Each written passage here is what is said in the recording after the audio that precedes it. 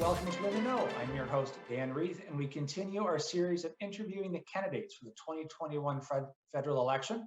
Our guest for today's show is Karen Vecchio, candidate for the Conservative Party of Canada and incumbent Member of Parliament. Karen, welcome back to the show. It's great to have you. Thanks, Dan, and thanks so much for doing this. So little couple housekeeping items for our viewers. All candidates for the riding of Elgin-Middlesex-London registered with Elections Canada have been invited to participate in these interviews. All interviews will be approximately 30 minutes. All candidates will be asked generally the same questions about themselves, their party leader, and their party platform. Our purpose is not to offer an opportunity for the candidates to merely spout party talking points, but to help you get to know the candidate, to help you make a proper and informed decision on September 20th. So, Karen, let's get started. Candidate questions. Sure. What's your unique ability? What's Karen Vecchio's superpower? You know, I think my superpower or my ability is really to communicate with people. It's to get to know people, and it's to get to understand some of the challenges that people are facing. So I think the ability to empathize and to communicate with so many different types of people across this riding and across the country, and bring an approach to say, what can I do to assist? So I think my problem-solving solutions added to my empathy and listening abilities. What's that mean for me? Why is your superpower a good thing for me? Well, for me, I think one of the best things is I'm always looking for a solution that finds balance. I recognize that not everybody thinks the same, and many times they bring good comments and good, good advice to conversations. And without having those opportunities to speak to people, whether it's stakeholders or people in the profession or people that are being impacted by legislation, you might not know because you're only getting things from your own point of view. So my ability to communicate with others and to try to get those different points of view, and then trying to find those solutions, taking the information and trying to find the best approach forward for Elgin-Middlesex-London, I think that's very, very beneficial for any of the voters. There's certainly been a lot of talk on Parliament Hill prior to dissolution of Parliament around federal employees being doubly vaxxed. But no real concrete information around whether sitting MPs would be required to be doubly vaxxed. Are you double vaccinated? Yes, I am. Yeah, I was, as soon as I was able to get it, I was vaccinated, went for my double vax, I believe, in July, or for my second. And what is your personal opinion with respect to sitting MPs? Should they all be double vaxxed? For me, it's as the leadership, I truly believe in the vaccinations. I have surrounded myself with people and advisors that have provided me their insight. And at the same time, I always ensure that I get the information from the other side, things that, I explain to me why. I believe that people should be double vaxxed, but I do understand personal choice. And to me, that's something extremely important. So if a person is not willing to be vaccinated, there has to be another option. We see that within our own riding. So whether we're looking at something in a bigger picture of all parliamentarians, or whether I'm looking down here in Elgin-Middlesex-London, we need to find something that works for people. And we live in a riding that has that, those 50% in one area and 90% in another. So a lot of times we recognize that we have to find solutions. Would I prefer that everybody is vaxxed? Absolutely. But I do believe in personal choice. And with that personal choice has to come for options as well, such as screening and testing. If we were to meet 5 years from today, what would have to have happened in your life over the next 5 years for you to consider yourself happy and successful? A lot of that comes down to not only my career, but actually comes a lot to my family. And I think for me, happiness starts at home. So right now, as I'm going through this election and seeing the challenges that Canadians face, I recognize that my own family faces challenges as well. They're Canadians too. So, trying to find a new home, trying to do all of those things that Canadians are trying to do. That is what I find is for me, my happiness. For me, the thing that makes me happy is knowing that they're a success, knowing that people have had opportunities. And I look at that as, you will identify with me if my family's doing well, I feel that I'm doing well. And that's because, providing those basic platforms for people. And I think the way I look at it is that's the way I do my job as well. When my community is well, I am happy as well. Again, for a voter who may be uncertain, why should they select you on September 20th? You know, I bring passion to this job. I bring an open-mindedness. I've had the opportunity to work with so many different people. Sometimes, you know, it's working on the poverty reduction strategies and having the opportunity to walk into places to see what a safe injection site is, going to places to see the housing and poverty that we have seen in some of our areas, understanding the needs of small businesses and understanding you know, what have many of these small businesses gone through in the last 18 months as they've been going through COVID, understanding the needs of seniors. That is something that I bring to the table. And I think the ability, if I was looking for somebody to vote for, I want somebody that has that passion, that has that drive to ensure that the constituents in Elgin-Middlesex-London, that their voices are being heard, that their concerns are being addressed. And that is what I'd be looking for. We know that right now there are lots of concerns going on, but I am listening and I'm trying to find those solutions. Let's talk about your assessment of your leader, Erin O'Toole. Mm-hmm.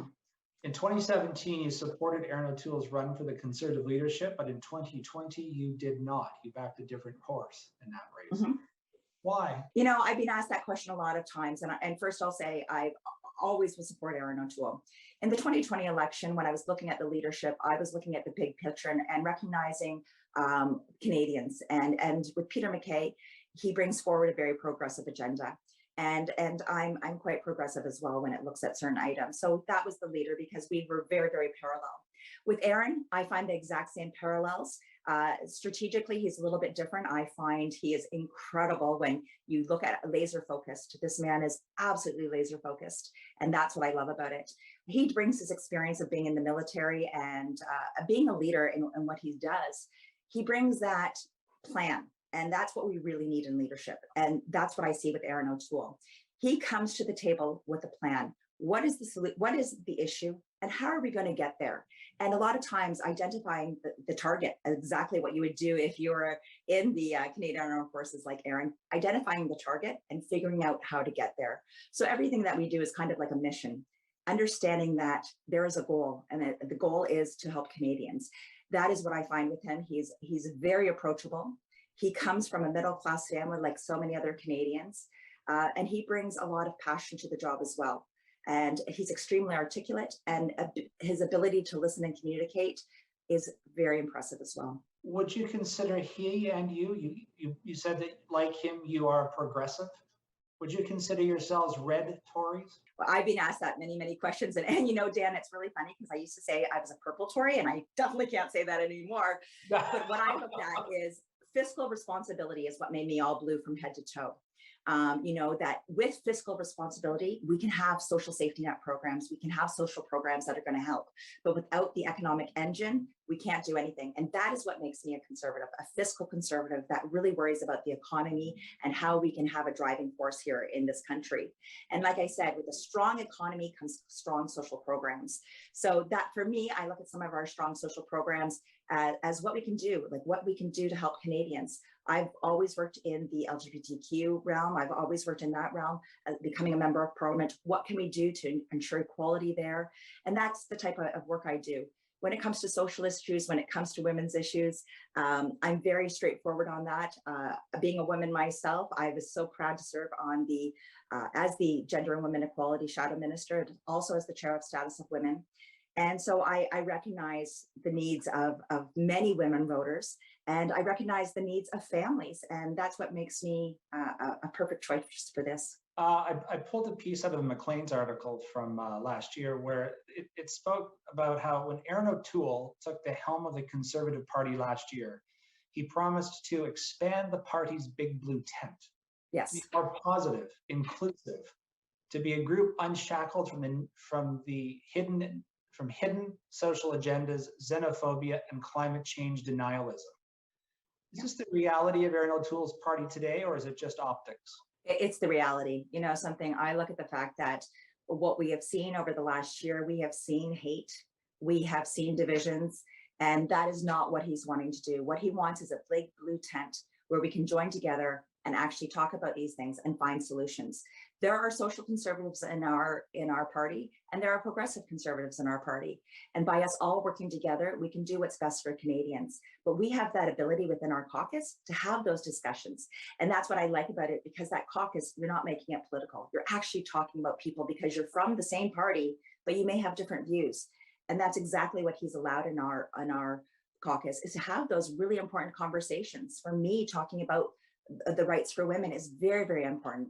And there may be others that, have some fundamentally different views. He allows us to have those really important conversations. And I still walk out there saying, I am proud to be able to be a conservative. On that note, we are going to go to a short break. Stay tuned. We are visiting with Karen Vecchio, Conservative candidate for the Elgin-Middlesex-London for the upcoming 2021 federal election. We'll be right back.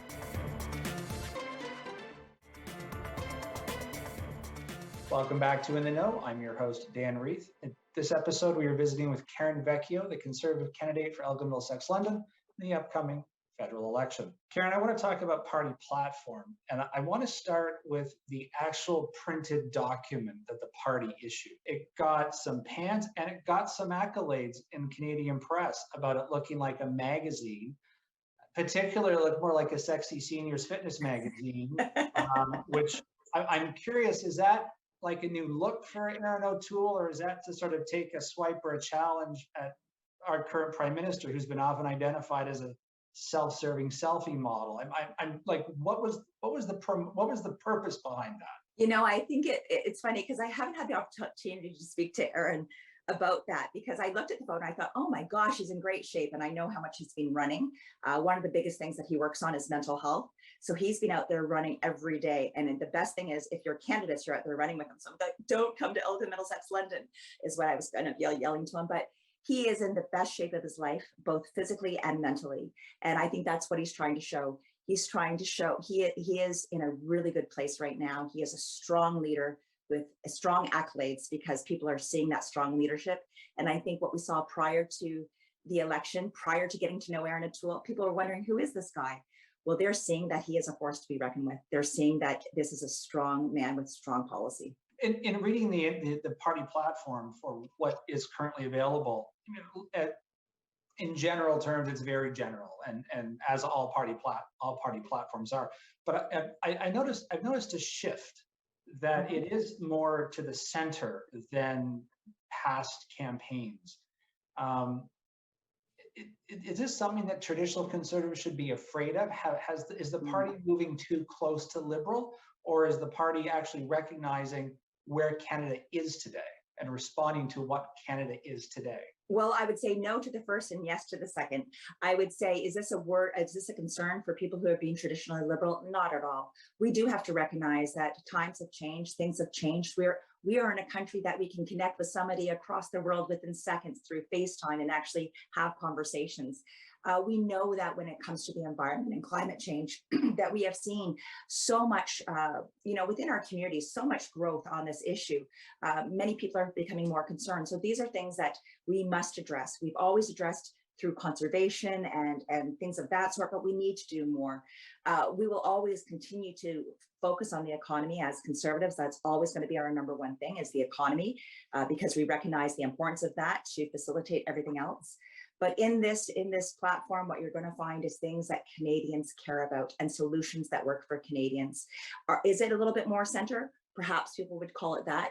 I just think that there's a lot of room in that center, because we know with the other parties, there was a time where we said the NDP were closer to us than the Liberal, because we saw the Liberals shift so far left for the last number of years. So there is a lot of space, and there's a lot of people not being represented in that centerpiece as well, who cannot find themselves in a home in the Liberal Party anymore. I want to talk about this video I saw this morning on Facebook that I thought was rather interesting. Oh. Erin O'Toole talking about the Dine and Discover program. First, I thought he said Dine and Dash, so I had to play it back a second. Oh, yes, okay. So the Dine and Discover program, how exactly is that going to work, and how exactly is the government giving me back 50% of my bill for all the meals I eat out in a local restaurant? We'll get down to those nitty-gritty points, because that's really, really important. But I think the most important thing is, how can we support local at a time where we see our restaurants still having difficult times getting people into work, when we know that the cost of running that business has now gone up extravagantly or exponentially as well. So we're trying to look at ways of how do we get people, consumers, back into those areas. And so even including the GST credit, people were saying, oh, this GST holiday is silly. To me, it means I'm saving money when I walk into my local store owner at Christmas time. So this is a way of helping to attract business, back for these businesses, and it's just something that the government can do. When you ask that question, I look at some of the different things that we were able to do, and whether it's going to be tax credits. I know that we have just announced yesterday, it's a program to help those low-income workers, where every quarter they're going to be getting $1 for every hour that they've worked. It's a calculation that's done, but it's basically adding to every Canadian federal employee, they'll be getting additional dollar through a tax credit that will be coming out quarterly. I will be looking more into this, Dan, and I can give you all the details, but I look at what the purpose is, and it's about driving business back home. Yeah, I'm very curious. I just found it's a really interesting way to encourage people to eat out. Yeah. But how do I get back my 50%? Does it come off my taxes at the end of the year? Do I have to submit my receipts? I thought of. Do I come by your office with my bill and you hand me like, how's this work? I'll write your personal check. No, I kind of look at it. Some of the things that we can do. Is this something that the business will have to do, where a person gets a discount on their food items so that you pay it? There's so many things that we can do. You could go in and you could pay your bill at that 50%, and then perhaps the business itself will get the money back. I'm sure there will be a much simpler process of doing this. And there's lots of ways that we can work with small business. And I think that may be an option as well. We have to look at what works best, but I believe it will probably be something through the business. I want to talk about accountability. You're the only party that speaks to accountability in the platform. But it seems to really only, I guess my question is, does it really go far enough? We're going to, we get very broad language about increasing fines and increasing penalties, and we're going to tighten up on lobbyists. But we've heard other governments in the past say that, and we're sitting where we are today, where a fine for ethics violation is a slap on the wrist on $100. Why not just go all the way and institute the right of Canadians to recall and remove elected officials who are found in violation of ethics and or other unsavory behavior? And Dan, that's a really good question, but let's go back to the accountability of when people do something that is wrong. As a member of parliament, we should be holding to the highest levels. We are the lawmakers, so we should not be breaking the laws. I think that's the bottom line. But when Canadians see a slap on the wrist, when somebody receives a $49,000 trip and they get a $200 fine, Canadians are out there going, but my speeding ticket costs more. And so we have to look at the fact that there is such a gap of fairness. And as Canadians, if you were to do something like what these people have done, like the Liberal government has done well in Parliament, if this was somebody on the streets, if this was a small business, they'd be out of business. If some of the people ran their businesses the way the government has been doing things, they would lose a lot of business because people would have lost faith in them. Right now is a time that we need to strengthen parliamentarians by creating that accountability. We need to be accountable and transparent to our constituents. People ask how I can do it. Well, I believe it's one member at a time, and I will always be accountable to my constituents in Elgin-Middlesex-London. And with that leadership, that snowballs into 338 members of parliament being accountable to their constituents, being accountable to the public purse, being accountable to all Canadians. I think it's really important that this fine that's been increased up to $50,000 is implemented, because what we've seen under both Bill Morneau and Justin Trudeau, a $200 slap on the wrist does absolutely nothing. We need to show accountability, and we need to show that parliamentarians are not above the law. And that is something that we have not seen in the last number of years, whether it was the SNC-Lavalin scandal, which we know that you sit there and go, this was not just about money, but this was about political influence and power. This was just absolutely, no Canadian could do this. Why do we think the government should have that ability to do it as well? So, but in some of the platform that you've outlined, the party has put out there, you need a majority to get these through. Mm-hmm. I mean, is there any likelihood that if Canadians were to return a conservative minority, you would actually get an accountability law passed? Well, I sat in that Procedures and House Affairs Committee where we're doing the prorogation study. I can tell you, although it's not in the platform, both the Bloc and the NDP were trying to hold this Prime Minister to account. So I think that what we see is, we have seen in past parliaments, we've seen us all working together to ensure that there's accountability. Just because it's not in the platform doesn't mean that their opposition parties don't want it. They've been all pushing for this together. But what we also saw in this last parliament was a minority parliament that pulled together, and sometimes there would be unanimous reports. Sometimes there would be unanimous votes. There are ways of getting things done in minority parliaments, and I believe as Conservatives, part of my job is working with others. We can make a minority government work. We can get things passed, and by listening to others and listening to opposition, we can in turn make legislation even better for Canadians. I want to go to environment. It's obviously the catchphrase. It's a catchphrase of the decade. I was interested in one of the points in the Conservative platform that you're going to stand up to China. Now, what exactly does that mean? Because no Canadian government has ever stood up to China, and suddenly there's a political will on the Conservative side to stand up to China. Well, what does that mean vis-a-vis environment? Because they're well, burning coal like there's no tomorrow, and no matter what we do is not going to offset the carbon that they're spewing out of their coal-fired plants. Yeah, one thing that we have put forward is the carbon tax, the carbon tariff. That when somebody is bringing something to this country, that there would be an implementation of a carbon tax put on that. So that's not just one of those things. It's not just China and their carbon emissions. It's China and their human rights violations. It's a variety of different issues. So when standing up to China, we have to recognize that in our foreign affairs policy, which is very interesting, that tomorrow night they will not be discussing foreign affairs at our national debate. But our foreign affairs policy, we have to make sure that we put Canada, that we're competitive. And when we are charging Canadians, if our costs are more, if our utilities are more, if the cost of, we have PPE and special things when it comes to climate change, if other countries aren't doing that, we have a very unfair competition there. So we need to put into these carbon border tariffs. That is something that we can do to help with that. But when it comes to standing up to China, it's more than just on environment. It has with the human rights violations, the Uyghur Muslims, a variety of different things that we need to do. And it is going to have to be a very strong stance, and working with our allies to do so. I want to talk about the carbon savings account.